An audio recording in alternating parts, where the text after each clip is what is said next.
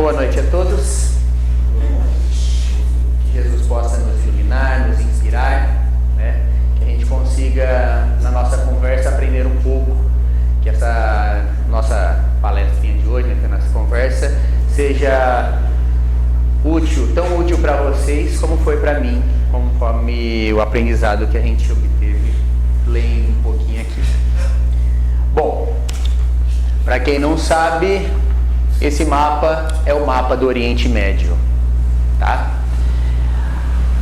Bom, a gente vê aqui o Egito, tal, Iraque, Síria, Turquia. Esses são os nomes de hoje desses países, né? A Jordânia, e aqui, ó, de verdinho, marrom, aqui, ó, nós temos Israel, tá? Tem Cisjordânia ali no meio, ali, mas enfim, basicamente ali temos Israel, o Estado hoje, que foi criado em 1948, tá?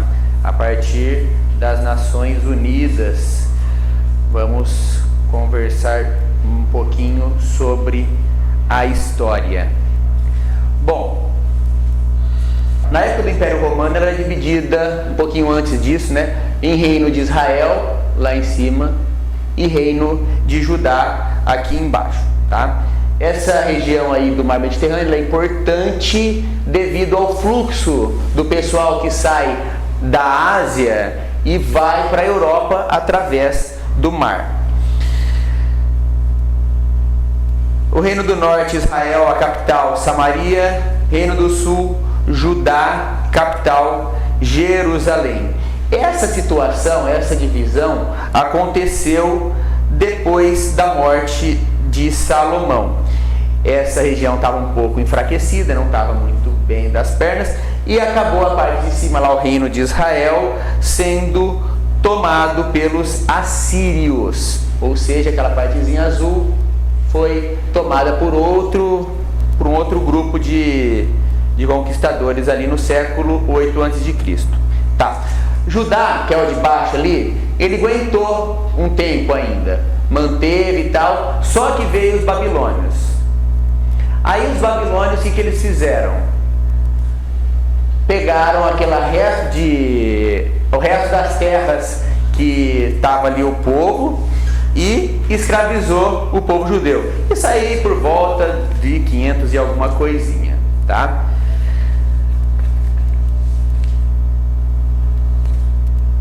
Foram lá, a hora que eles pegaram e conquistaram esse povo babilônico, a Babilônia conquistou esse pessoal aí com Nabucodonosor e tal. Eles foram até a Babilônia trabalhar de escravos. Beleza. Destruíram o templo de Jerusalém e tal, pá. Ficou um tempo nessa situação. Só que no mesmo século onde a Babilônia tinha conquistado, foram lá os sírios, um povo lá e tal, e conquistou a Babilônia e permitiu que o povo de Israel voltasse para a terra deles, ali para o pedaço de terra. Bom, voltando agora, vamos ficar aqui ainda. O atual território de Israel, ocupado por dois povos, um deles era procedente da Suméria, que era o pessoal ali de cima ali e tal. O que aconteceu? E o outro por filisteus, provavelmente vieram da Grécia. Os filisteus ocuparam o sul e o resto do pessoal ocupou toda essa parte aí azul e amarela. Esse pessoal foi conhecido, né, esse pessoal que era da Suméria, eles ficaram conhecidos como povo hebreu ou judeu, que é a mesma coisa. Quando fala assim hebreu e judeu, é a origem desse povo ali de Israel. Por volta do ano 1000 e tal, eles se organizavam como as 12 tribos.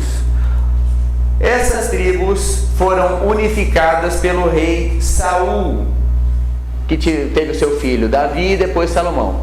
As 12 tribos de Israel são essas, cada pedacinho aí é uma pessoa, aí, um dos filhos dele que foi dado um pedaço de terra.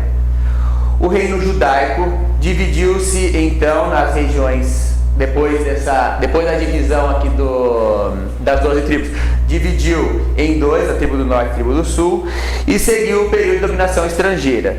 Primeiro foram os assírios, que conquistaram a parte norte, e conquistaram Israel, e depois os babilônios, com Nabucodonosor, a parte sul. Nessa ocasião destruiu o templo de Jerusalém,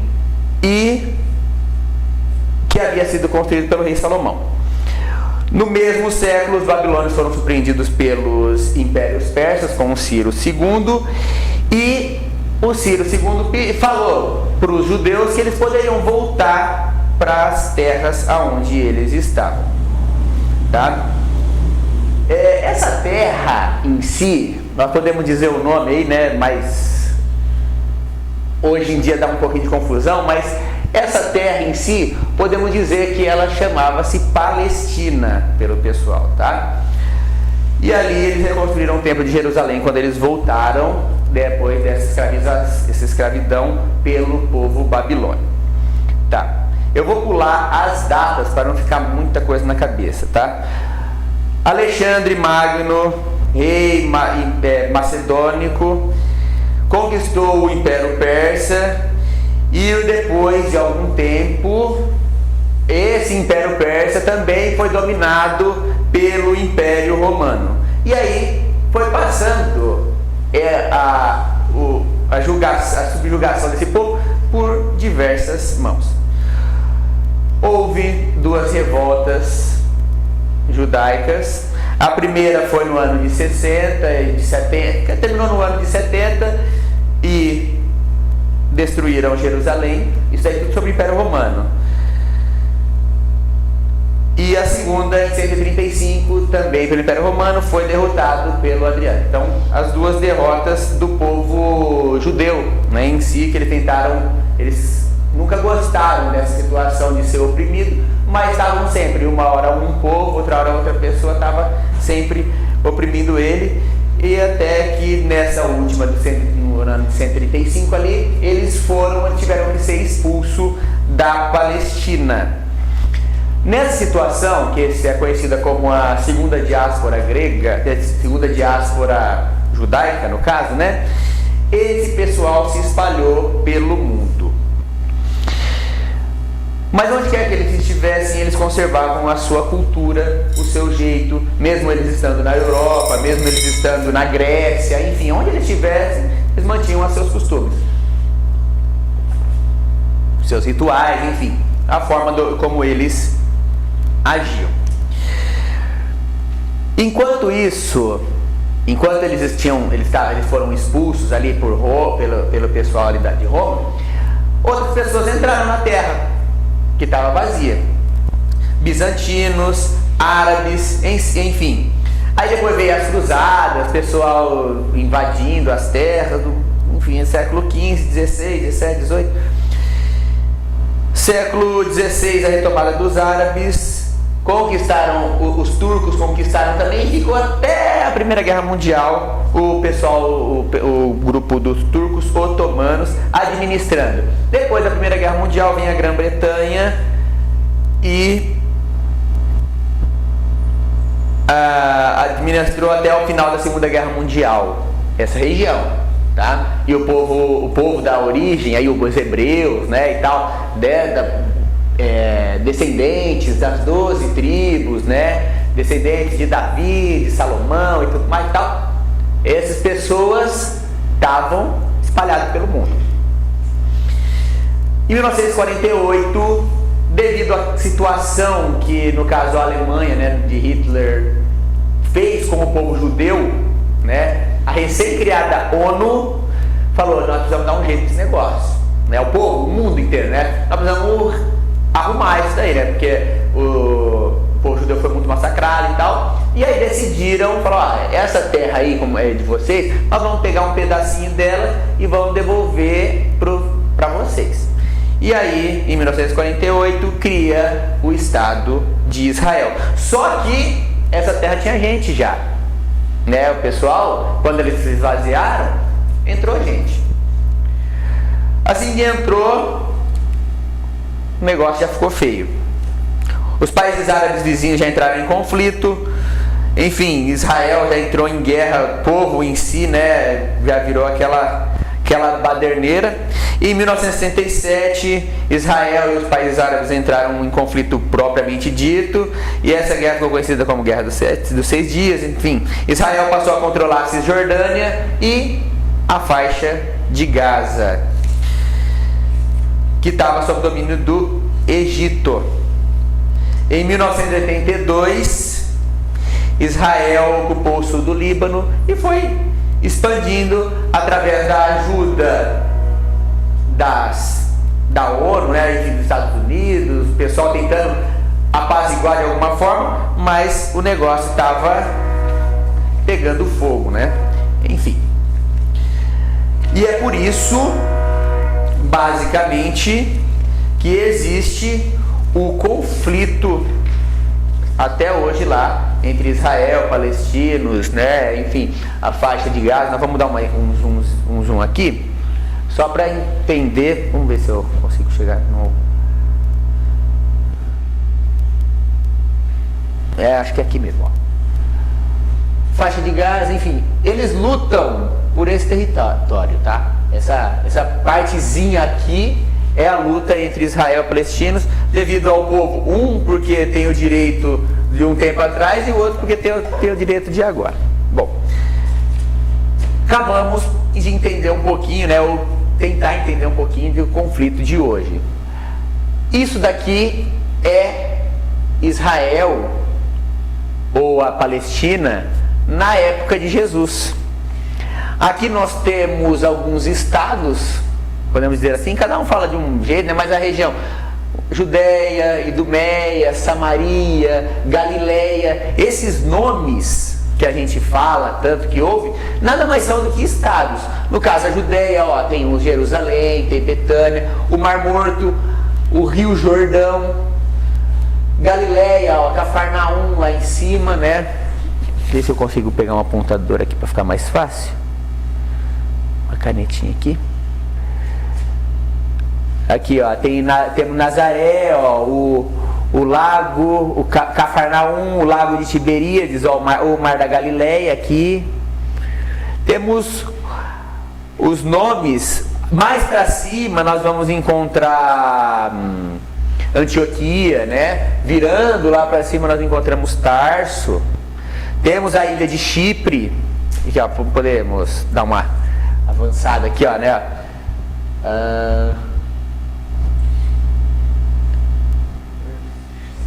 Só tá aparecendo para mim aqui essa caneta aqui. Deixa eu ver se eu consigo colocar. Aí. Aqui, ó, a ilha de Chipre, Tiro, Sidom, Canaã, o Rio Jordão aqui, ó, esse risquinho aqui, o Mar Morto, aqui, ó, a Gaza, como tão conhecida aqui, né?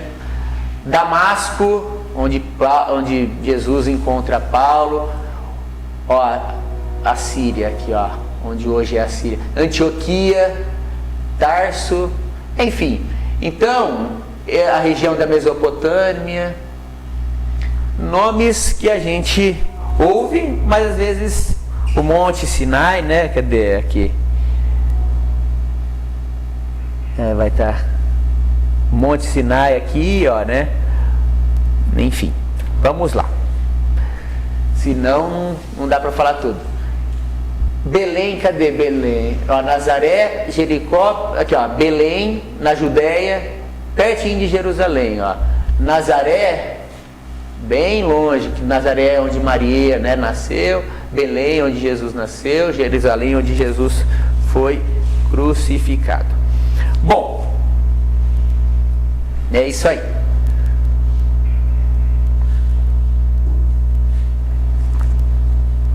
Quando Jesus, né, estava vivendo ali, né, que conta os evangelhos, nós tínhamos a região ali, né, dominada. O Pôncio Pilatos governava essa região aqui, ó, esse estado, né, vamos dizer, que é a Judéia. Pôncio Pilatos, aquele que lavou a mão quando Jesus desencarnou.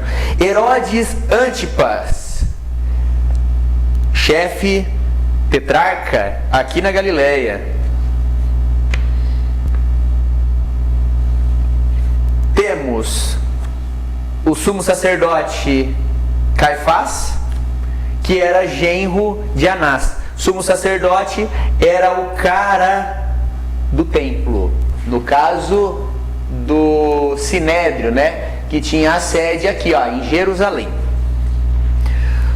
O sumo sacerdote, que era esse Caifás, né, no templo de Jerusalém, tinha grande influência no governo.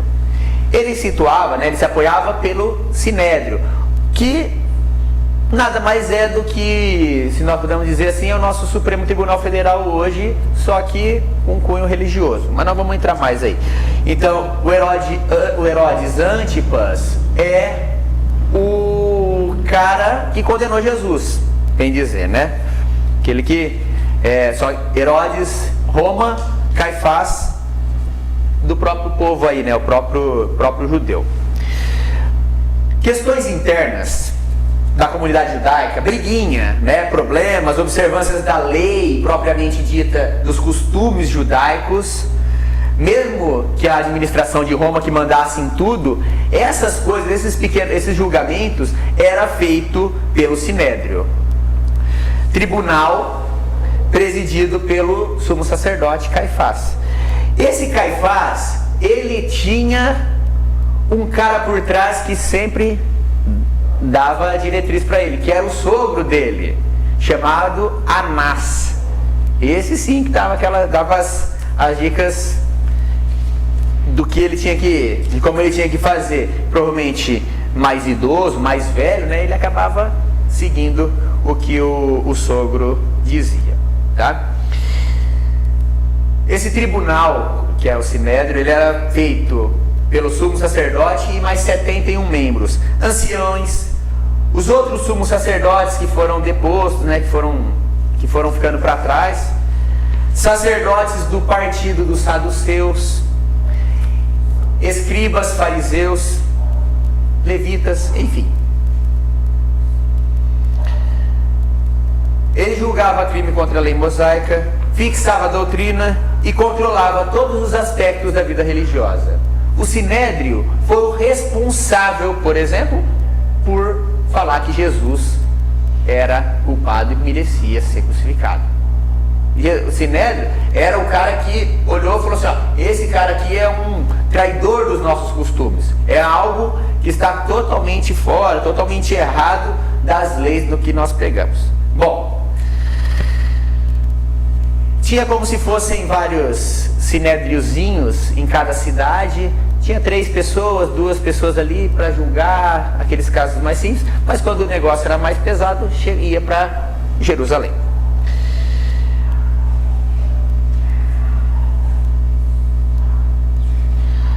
Uma coisa interessante também, né?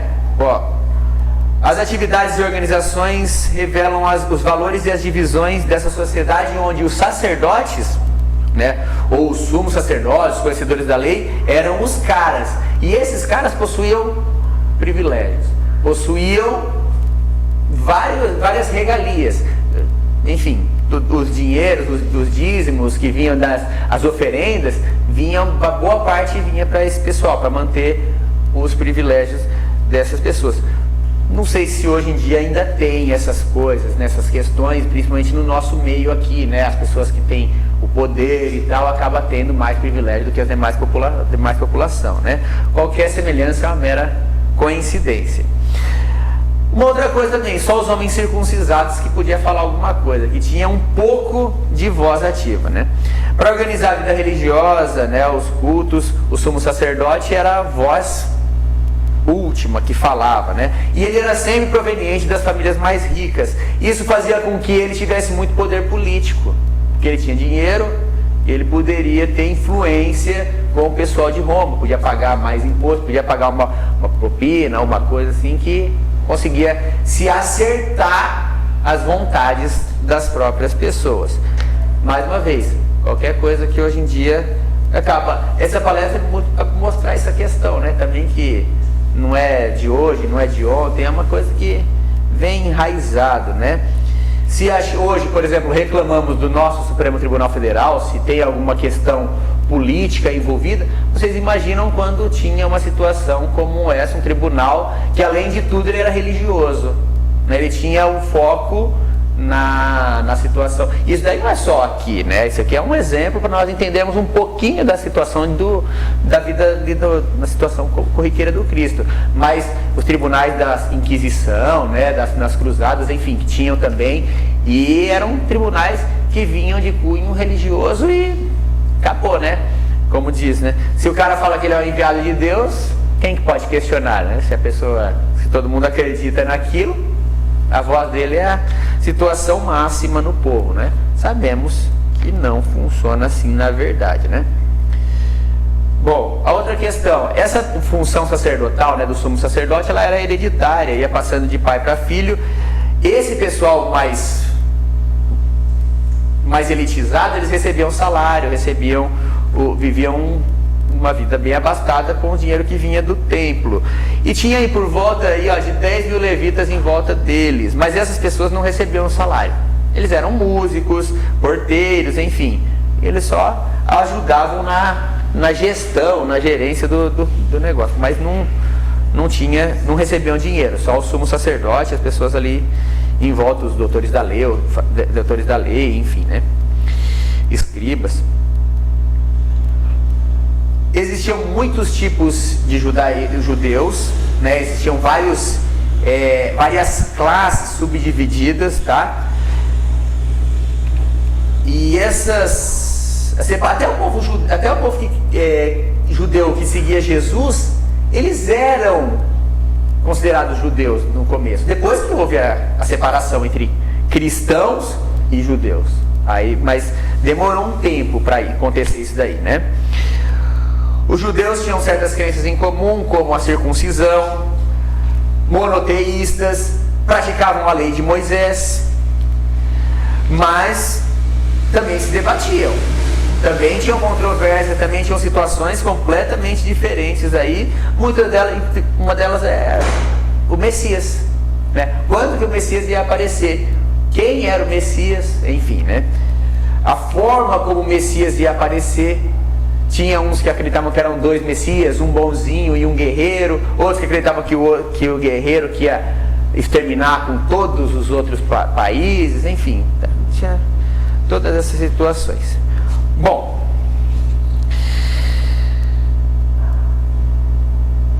vamos lá de novo. Sinédrio, anciões, sumos sacerdotes, sacerdotes destituídos, né, que já tinham passado seus mandatos, né? Sacerdotes, saduceus, escribas e fariseus. Tinha como finalidade julgar as transgressões da lei, eram situados na Palestina, enfim, né, já falamos. Muito interessante a ordem, como era escalonada os direitos ou as pessoas mais importantes. Começava assim, o sumo sacerdote, depois vinha os sacerdotes, depois os levitas, depois homens, mulheres e aí os pagãos. Quem que era pagão? Todo mundo que não era circuncisado. O batismo é algo feito pelo João Batista, né? Mas a circuncisão é o batismo do judeu. Tá? E aí, não vamos entrar em detalhes, mas aí quem quiser aprofunda na vida de Paulo, vai ver lá a situação problemática que nós estamos lendo no livro aí, né, no Paulo e Estevão, a questão da circuncisão dos primeiros cristãos, enfim, né? Mas isso aí é coisa para outro dia.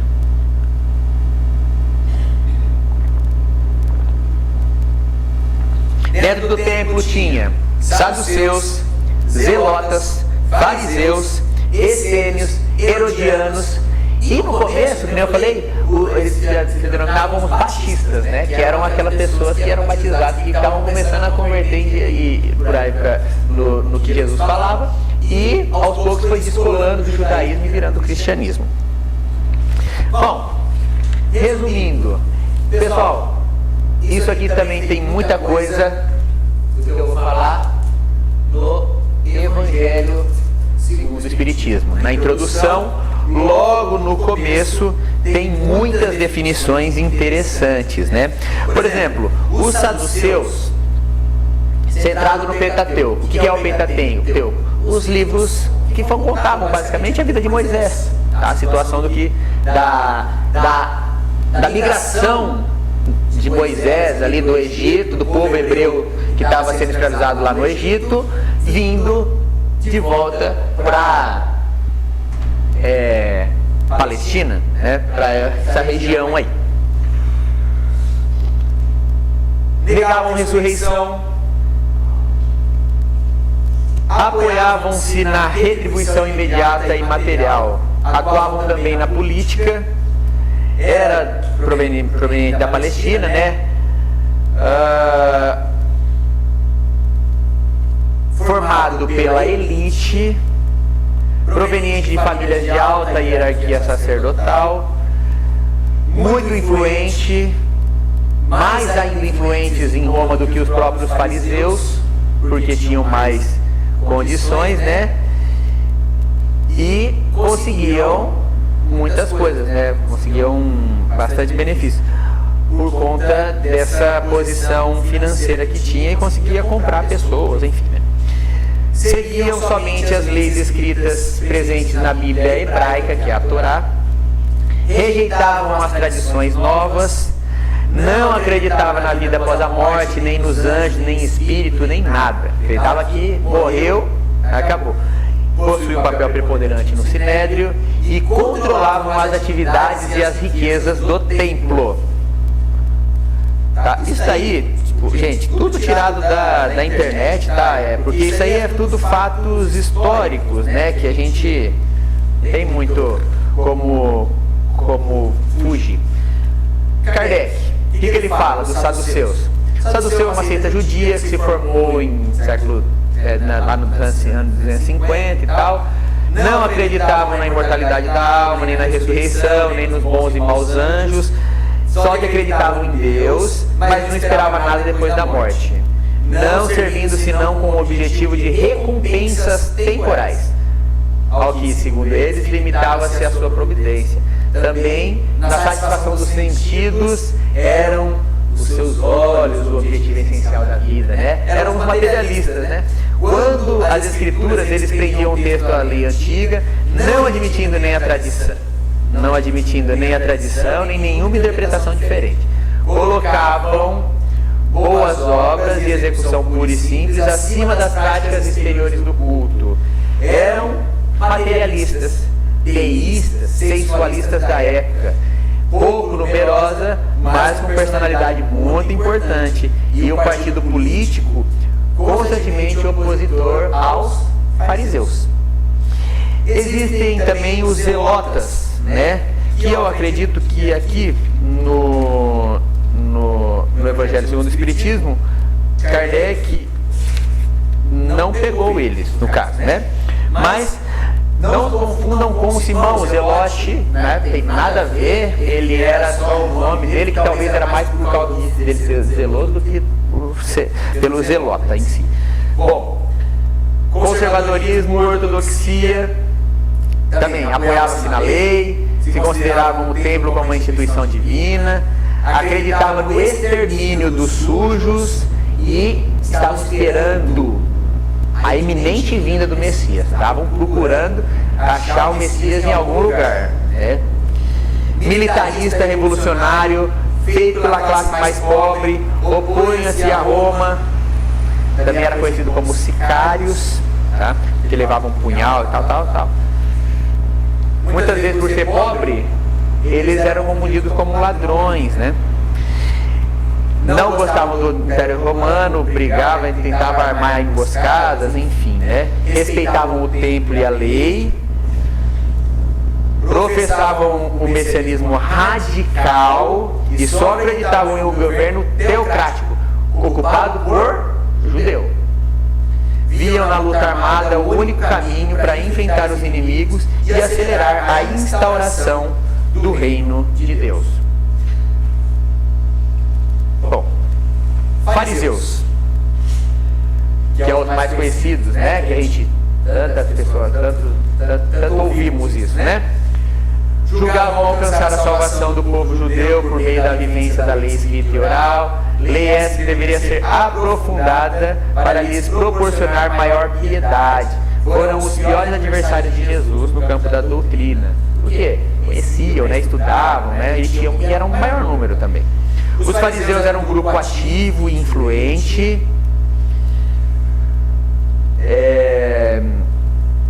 eram Gamaliel, né, eram chamados rabinos, os líderes, e se dedicavam a estudar e a comentar as escrituras. Recebiam, né, por isso. Aderiram à submissão rígida do sábado, defendiam rituais de pureza, de dízimo, das restrições alimentares, baseado tudo nas inscrições hebraicas, nas tradições. Opunham ao helenismo, né, a Roma em si, né, de uma maneira geral. Eram leigos, ainda que se encontrassem dentro deles alguns levitas e também membros do sinédrio. Eram frequentadores das sinagogas e buscavam divulgar a interpretação da lei escrita e oral. Acreditavam na ressurreição dos mortos, no livre-arbítrio do homem, na onipresença de Deus, no papel da lei como um freio para os impulsos negativos do homem. Os evangelhos os retratam como o principal oponente de Jesus, como nós dissemos, né? E que teriam conspirado com os herodianos para matar o mestre. Bom, só para a gente elencar aqui, tem muita coisa que Kardec coloca aqui também sobre os fariseus, mas basicamente é a mesma coisa, né? Entre os doutores, objeto de determinadas discussões, os mais frequentemente sobre simples questões da palavra ou de forma, eles ficavam dualizando para saber quem era o mais inteligente, né? Quem era o mais sábio. Daí nasceram diferentes seitas que pretendiam ter cada uma o monopólio da verdade, como acontece também até hoje em dia, né? Bom,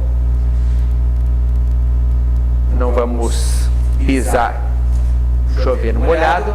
Quem quiser se investigar mais, né, ler mais, né, só dá uma vasculhada na terceira, quarta folha do Evangelho segundo o Espiritismo, né? Tem os essênios, que eram um pouco mais puros, mais calmos, né? Enfim, buscavam dedicar-se inteiramente a Deus e eram rigorosos nas regras da pureza de vida. Para eles a santidade da vida era mais importante do que os holocaustos. Os essênios eram a minoria, até que acabou logo eles, assim, né? Foram eliminados rápido pelos romanos. Rejeitavam as adorações nos templos, recusavam-se a assistir festivais e apoiar o templo de Jerusalém, consideravam ilegítimos os sacerdotes, os sumos sacerdotes lá de Jerusalém, enfim, né? Eles mesmo não gostavam de se misturar com as pessoas porque sabiam que eles fugiam da lei, né? Enfim, e algumas pessoas falam, né, que Jesus se aproximou dos essênios, né? Porque e não quer dizer que Jesus aprendeu com ele. Talvez Jesus até possa ter ajudado, ensinado alguma coisa para eles, né? Mas os essênios eram o povo judeu que mais se parecia com o que Jesus queria mostrar, que era o esquecer o externo e ocupar-se mais com o interior, né? Viviam em regime comunitário, com exigências rígidas, regras, rituais e tal. Esperavam que Deus enviasse o profeta, enfim, mas os seus objetivos principais eram manter-se puro e observar a lei. Tinham os herodianos, que eram parte da dinastia de Herodes, que queriam, né, o poder também. Os herodianos formavam uma facção que apoiou a política, o governo de sua família durante o reinado de Herodes Antipas, na Galileia e na Pérea. E também foi contra, né? Tanto João Batista como Jesus.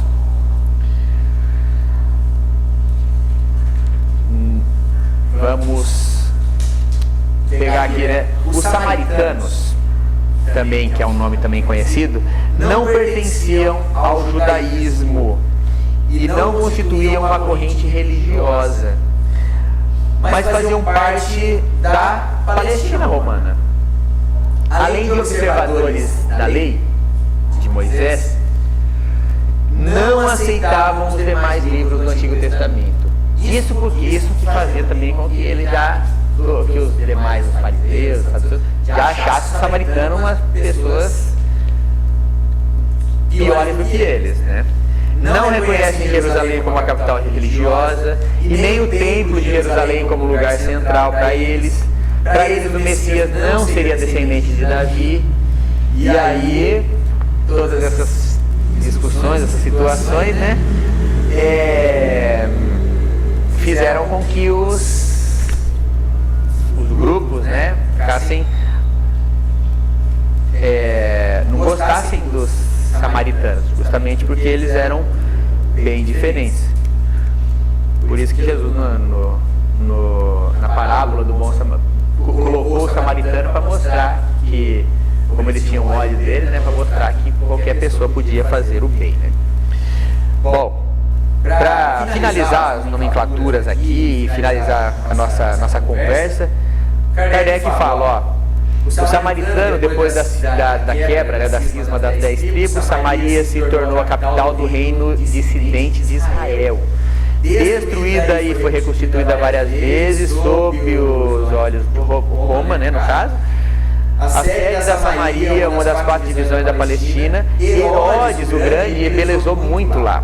Fez uma estátua para agradar Augusto, enfim, né? E os samaritanos estiveram quase sempre em guerras com os reis de Judá. Lá, ó. Beleza? O amarelinho aqui de baixo.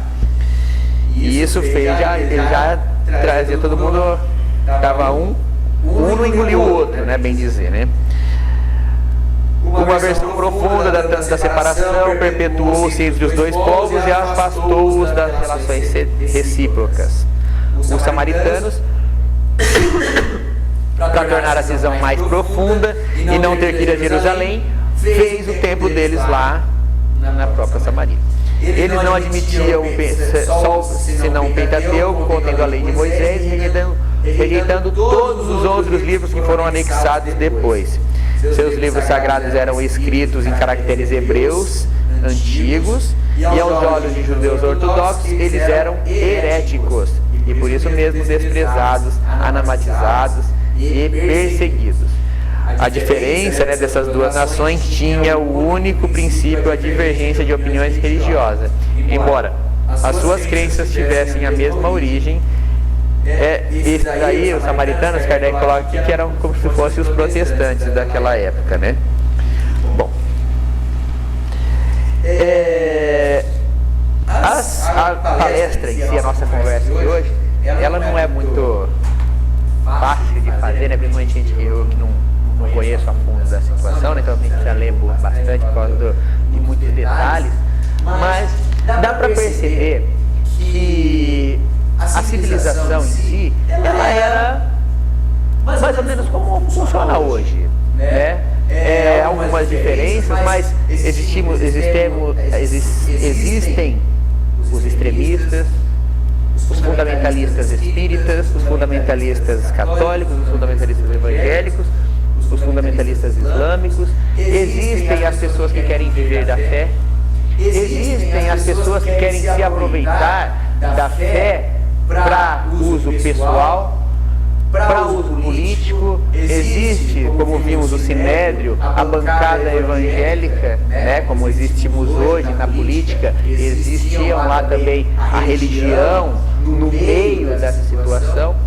Dá para entender que a sociedade, né, que a população de uma maneira geral vivem costumes diferentes, né?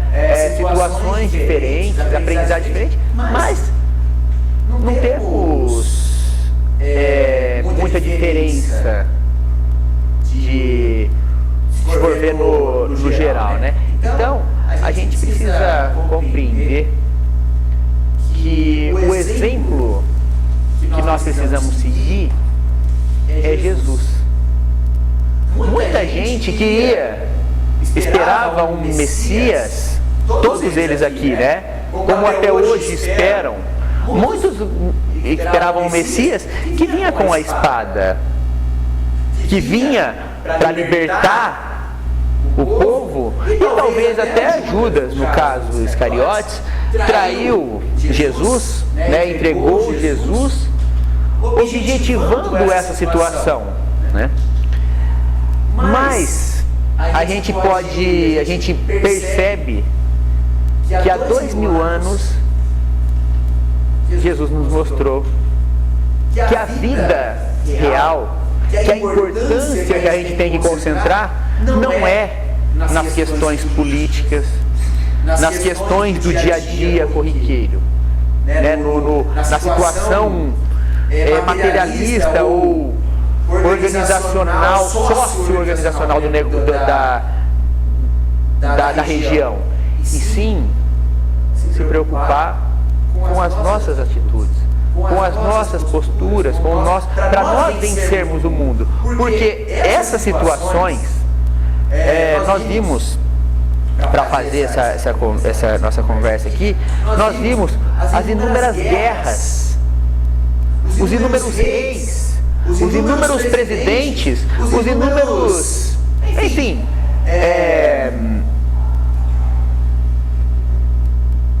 oi?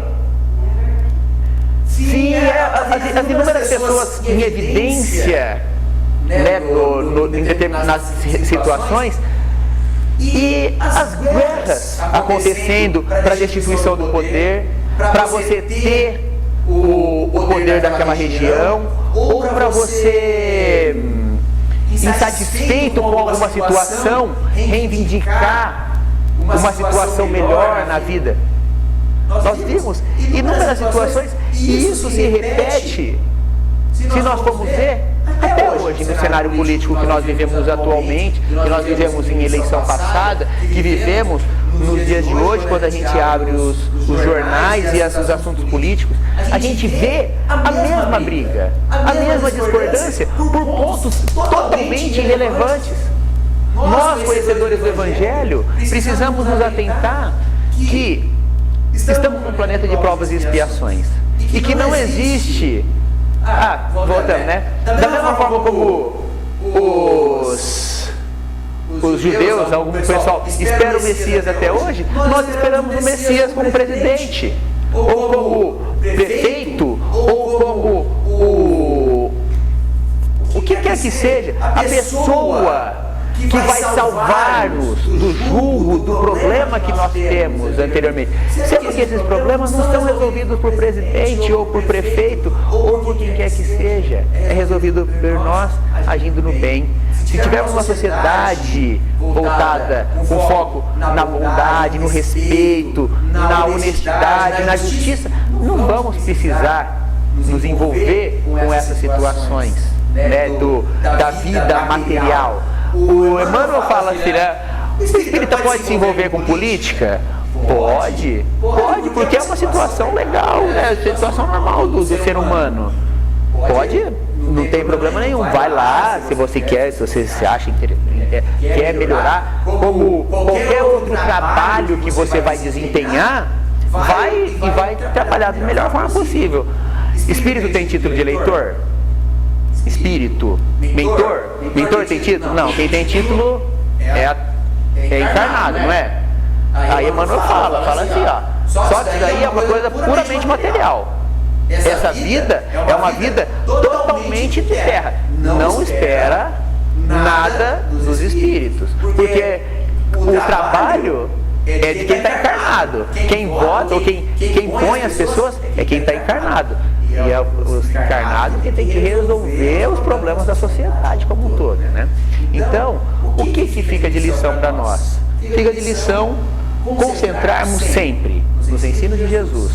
Porque da vida material, da vida do dia a dia aí, tem muita gente para resolver, para se perder a vida e tal. Mas a gente, conhecedor do Evangelho, conhecedor dos ensinos, do amor, né? Enfim, temos que nos ater mais à parte moral, à evolução da sociedade baseado nas nossas atitudes, tendo um lar equilibrado, buscando ter uma família equilibrada, tomando atitudes e posturas de bem, de acordo com os ensinamentos que Jesus nos deixou. Fora isso, saindo disso, vamos encontrar o mundo aí afora. E não espera auxílio, como o Emmanuel fala, dos espíritos, porque isso daí é coisa do mundo, né? Então, busquemos o amor, busquemos os ensinos de Jesus e pôr em prática as lições que ele nos deixou quando esteve nessa região aí, ó. Por mais de 2000 anos em guerra, né, não conseguiram ainda se equilibrar, se harmonizar, e Jesus trouxe a lição e o ensino de como é que se deve ter paz dentro de si. Muita paz a todos.